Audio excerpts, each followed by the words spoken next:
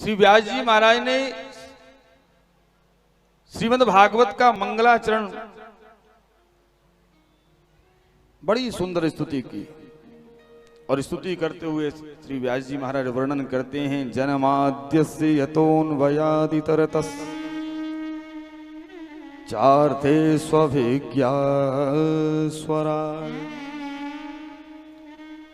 हम उस परम सत्य स्वरूप परमात्मा का वंदन करते हैं, ध्यान करते हैं, और वह परम सत्य स्वरूप परमात्मा कौन है? श्री व्यास जी महाराज वर्णन करते हैं कि सत्य नाम से श्रीमद् भागवत महापुराण में भगवान श्री कृष्ण को ही प्रतिपादित किया गया है। सत्यम सच्चिदानंदम स्वरूपम श्री कृष्णम परम परमेश्वरम धीमहि ध्यायेमो। व्यास जी महाराज कहते हैं हम सच्चिदानंद स्वरूप भगवान श्री कृष्णचंद्र जी का सब मिलकर के ध्यान करते हैं। और हमारे कृष्ण कन्हैया कैसे हैं? तो श्री व्यास जी महाराज कहते हैं जन्माद्यस्य यतः। श्री व्यास जी महाराज कहते हैं जो भगवान अजन्मा है, अनादि है, वो प्रभु अपने भक्तों को परमानंद प्रदान करने के लिए, अपने भक्तों का कल्याण करने के लिए वसुदेव जी महाराज के जन्म घर में जन्म लेकर के आते हैं, प्रकट होते हैं। जन्माद्यस्य यतः। और इस वैदिक सूत्र से श्रीमद् भागवत का शुभारंभ करते हैं श्री व्यास जी महाराज। और मानो ये संकेत करना चाहते हैं कि श्रीमद् भागवत के अंतर्गत मैं जो कुछ भी व्याख्यान करूंगा वो वेदों का ही सार है। वेदों का ही सार श्रीमद् भागवत के रूप में श्री व्यास जी महाराज ने हम सबके लिए, हम सबके कल्याण के लिए संसार में ये प्रकट किया। और पहला सूत्र है ब्रह्म सूत्र का अथातो ब्रह्म जिज्ञासा, और दूसरा सूत्र है जन्माद्यस्य यतः। तो इस वैदिक सूत्र के द्वारा श्रीमद् भागवत का शुभारंभ व्यास जी महाराज ने किया। और कहने लगे भगवान श्री कृष्ण कन्हैया कैसे हैं? तो व्यास जी महाराज कहते हैं कि हमारे कन्हैया इतने कुशल हैं कि मामा जी के जेल खाने में जन्म लिया और जन्म लेने के बाद सीधे गोकुल भाग गए। इतने कुशल हैं, स्वराट। और यहाँ गोकुल में आकर के ब्रजवासियों के बीच में, वृंदारण्य में, ब्रजभूमि में जिन भगवान की अपूर्व शोभा हुई, स्वेषु गोपेशु राजते शोभते इति स्वराट। श्री व्यास जी महाराज वर्णन करते हैं तेने ब्रह्म हृदय आदि कवये,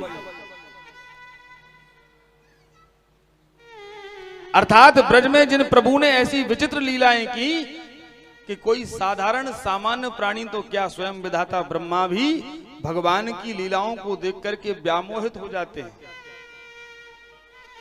चक्कर में पड़ जाते हैं।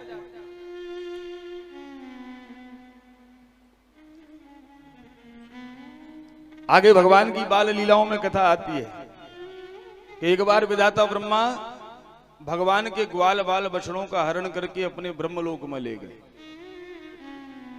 तो भगवान ने जिन ग्वाल बाल बछड़ों का हरण करके ब्रह्मा जी ब्रह्मलोक में ले गए थे, भगवान ने उन समस्त ग्वाल बालों को, बछड़ों को अपने शरीर से प्रकट कर दिया और 1 वर्ष तक निरंतर उनके साथ लीला करते रहे। आगे कथा आएगी, आप लोग श्रवण करेंगे। तो जिन भगवान की लीलाओं को देख करके स्वयं विधाता ब्रह्मा भी व्यामोहित हो जाते हैं। और व्यास जी महाराज कहते हैं कि विधाता ब्रह्मा की तो कहे कौन, जो दाऊ भैया 24 घंटे साथ में ही रहते हैं। मुह्यन्ति यत सूरयः सूर्यः बलदेवादयोपि मुह्यन्ति। श्री व्यास जी महाराज कहते हैं कि भगवान के बड़े भाई हैं बलराम जी महाराज, और भगवान 1 वर्ष तक अपने ही द्वारा प्रकट किए हुए ग्वाल बाल बछड़ों के साथ लीला करते रहे। और दाऊ भैया जो 24 घंटे निरंतर भगवान के साथ रहते हैं, 1 वर्ष तक दाऊ भैया को भी पता नहीं चला कि जो असली ग्वाल बाल बछड़े हैं उनका हरण करके तो ब्रह्मा जी ब्रह्मलोक में ले गए। तो जब विधाता ब्रह्मा भगवान की लीला को देख करके व्यामोहित हो सकते हैं, स्वयं दाऊ भैया भगवान की लीलाओं को देख करके व्यामोहित हो सकते हैं, तो फिर सर्वसाधारण सामान्य व्यक्ति की तो कहे कौन।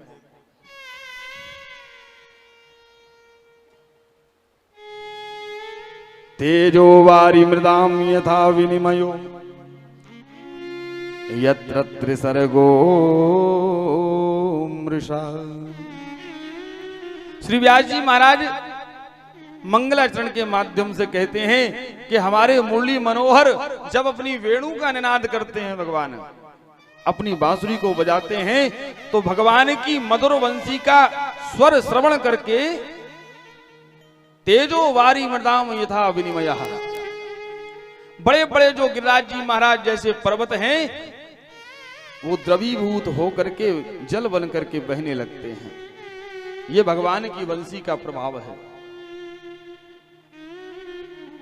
यद्यपि पाषाण का पत्थर का ये स्वभाव होता है, पत्थर का स्वभाव कठोरता का होता है, लेकिन वे भगवान अपनी वेणु का निनाद करते हैं तो भगवान की वेणु का स्वर श्रवण करके बड़े बड़े पाषाण, बड़े बड़े पत्थर भी जल बन करके बहने लगते हैं।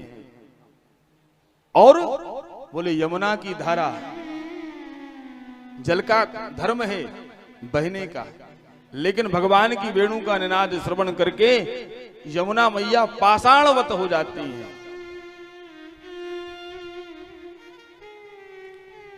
ये भगवान की वंशी का चमत्कार है। व्यास जी महाराज बड़ा सुंदर मंगलाचरण करते हैं और 2 श्लोक में